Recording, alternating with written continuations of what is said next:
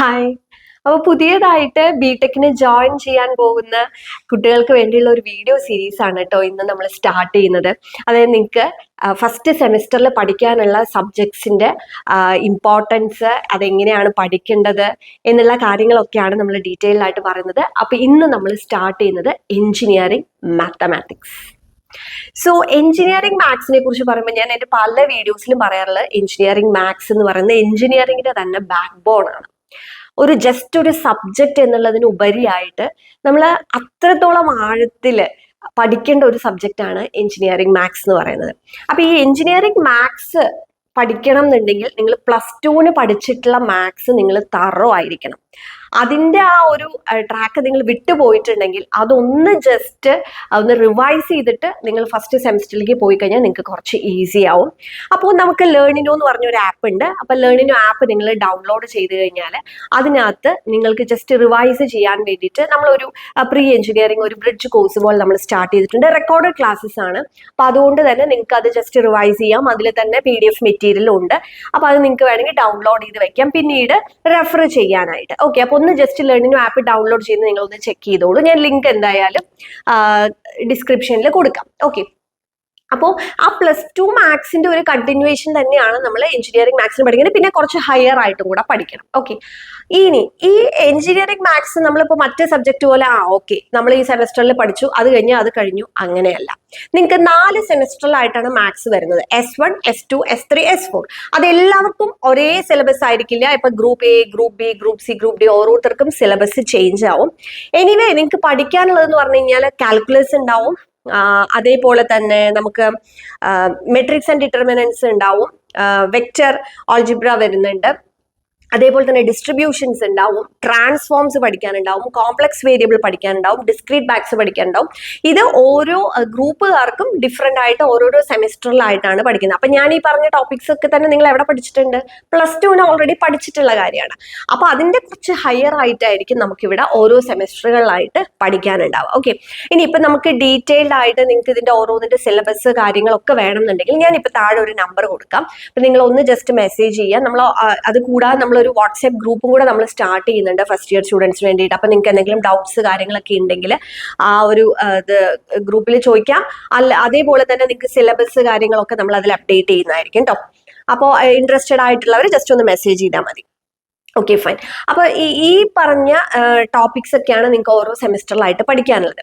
നമ്മളിപ്പോ നേരത്തെ പറഞ്ഞു ഈ എഞ്ചിനീയറിംഗ് മാത്സ് നമുക്ക് ഈ ഒരു സെമിസ്റ്ററിൽ പഠിച്ച് അതോടുകൂടി സ്റ്റോപ്പ് ചെയ്യാൻ പറ്റിയത്. അതിന്റെ കാരണം എന്താണെന്ന് വെച്ച് കഴിഞ്ഞാൽ ഇപ്പൊ മാത്സ് കഴിഞ്ഞ് നമ്മൾ കോർ സബ്ജക്റ്റുകളിലേക്ക് പോകും.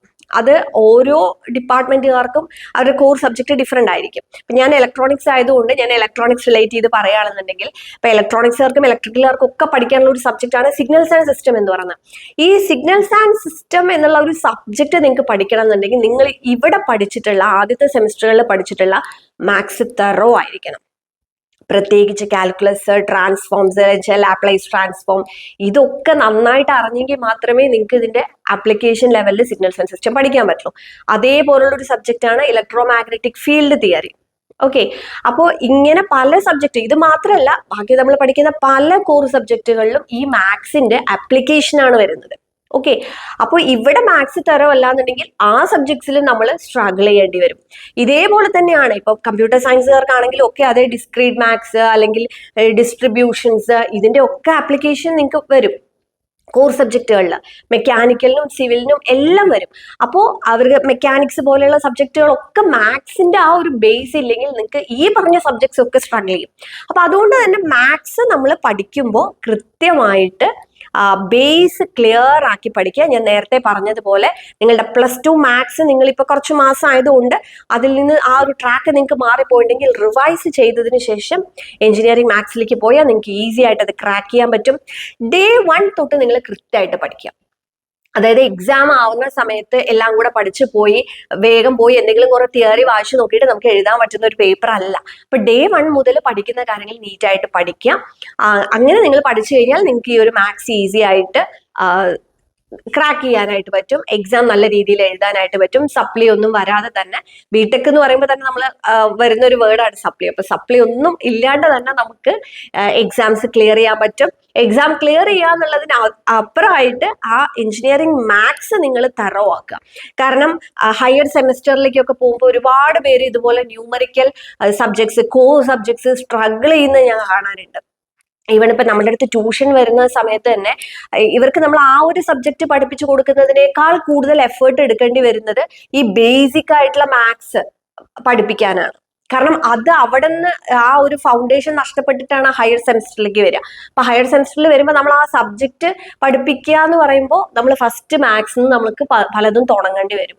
അപ്പൊ ആ ഒരു ബുദ്ധിമുട്ട് ഒഴിവാക്കാനായിട്ട് നിങ്ങൾ അത്രയും ഇമ്പോർട്ടൻ്റ് ആയിട്ട് കാണേണ്ട ഒരു സബ്ജക്റ്റ് ആണ് എഞ്ചിനീയറിംഗ് മാത്സ്. ഓക്കെ, ഇനി നമ്മൾ നമ്മുടെ ഈ ഒരു പ്ലാറ്റ്ഫോമിൽ നമ്മൾ ട്യൂഷൻസ് പ്രൊവൈഡ് ചെയ്യുന്നുണ്ട്. ബിടെക് ട്യൂഷൻസ് നമ്മൾ 1-to-1 ട്യൂഷൻ പ്രൊവൈഡ് ചെയ്യുന്നുണ്ട്. നമ്മുടെ ലേണിനോ ആപ്പിലാണെന്നുണ്ടെങ്കിൽ നിങ്ങൾക്ക് recorded classes, recorded tuition course available ആണ്. അപ്പൊ കംപ്ലീറ്റ് S1 എല്ലാ സബ്ജക്റ്റിന്റെയും ക്ലാസ് അവൈലബിൾ ആണ്. ഇനി അത് കൂടാതെ നിങ്ങൾക്ക് ഇൻഡിവിജ്വൽ ആയിട്ടുള്ള സബ്ജക്ട് എടുക്കണമെന്നുണ്ടെങ്കിൽ ഇൻഡിവിജ്വൽ ആയിട്ടുള്ള സബ്ജക്ട്സും എടുക്കാം. അപ്പൊ ഇതിന്റെ എന്തെങ്കിലും കൂടുതൽ ഡീറ്റെയിൽസ് അറിയണമെന്നുണ്ടെങ്കിലും താഴെ കാണുന്ന നമ്പറിൽ കോൺടാക്ട് ചെയ്യാം. അപ്പൊ ഇന്ന് നമ്മൾ എഞ്ചിനീയറിംഗ് മാത്സിനെ കുറിച്ചാണല്ലേ പറഞ്ഞത്. അടുത്ത ഒരു വീഡിയോയിൽ നമുക്ക് അടുത്ത ഓരോരോ സബ്ജക്റ്റ് ആയിട്ട് നമുക്ക് ഡിസ്കസ് ചെയ്യാം. ഇനി എഞ്ചിനീയറിംഗ് ഫിസിക്സ് ഉണ്ട്, അതേപോലെ തന്നെ കെമിസ്ട്രി ഉണ്ട്, പിന്നെ ഓരോ ഗ്രൂപ്പിനനുസരിച്ച് ഇലക്ട്രിക്കൽ, ഇലക്ട്രോണിക്സ്, മെക്കാനിക്കൽ, സിവിൽ, അതുപോലെ പൈത്തൺ, ഇത് ഓരോന്നും നമുക്ക് ഡിസ്കസ് ചെയ്യാനുണ്ട്. അതേപോലെ ഗ്രാഫിക്സ് വളരെ ഇമ്പോർട്ടന്റ് ആയിട്ടുള്ള ഒരു പേപ്പറാണ്. നിങ്ങൾ ഒരു പക്ഷേ ബാക്കിയുള്ള സബ്ജക്ട്സ് ഒക്കെ എവിടെയെങ്കിലും കേട്ടിട്ടുണ്ടെങ്കിലും ഗ്രാഫിക്സ് നിങ്ങൾ ഒരുപക്ഷെ ആദ്യമായിട്ടായിരിക്കും അത് എന്താണെന്ന് അറിയാം. അപ്പൊ ഓരോന്നിനെ കുറിച്ച് നമ്മൾ വീഡിയോ ചെയ്യുന്നതായിരിക്കും. അപ്പൊ നമ്മുടെ ഈ ഒരു ചാനൽ സബ്സ്ക്രൈബ് ചെയ്തിട്ടില്ലെങ്കിൽ ഇപ്പോൾ തന്നെ സബ്സ്ക്രൈബ് ചെയ്യുക, നിങ്ങളുടെ ഫ്രണ്ട്സിനും ഷെയർ ചെയ്യുക.